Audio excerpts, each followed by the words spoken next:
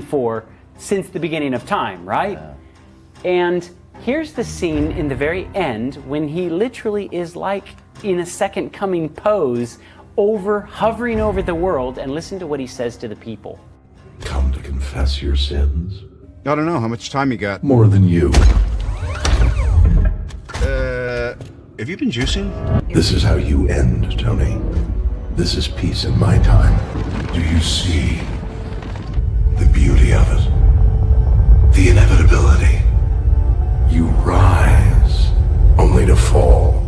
Isn't this interesting? You rise only to fall, right? Mm-hmm. What's going to happen with the people at the end of the world? We're going to rise up. Yeah. And? Not to fall. But literally in the very end, after Satan sits there for 1,000 years thinking about what he's done, the people will be resurrected and literally get a chance to see why they weren't allowed to come to heaven, only to fall again. Yeah. Right? Yeah. Very typical. Even he's in this Christ-like pose looking down on the people. You know, it's funny. Is it a slam if it's true? Like all these parallels to the Bible, and it's painting in the light of, like, this is going to happen. This is true.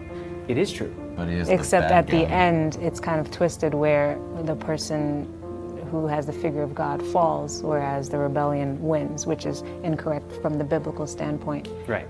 But I just find it interesting going through all of it. It's all true. Right. You know what I mean? They're using biblical truth, but they're just flipping the characters around, who's the good guy, who's the bad guy, and they're just confusing you, but literally they're telling you the truth of what's going on. That's why I found this so fascinating when it kind of really wrapped my head around this 10-year venture that Marvel did. It's been a decade of signs and wonders.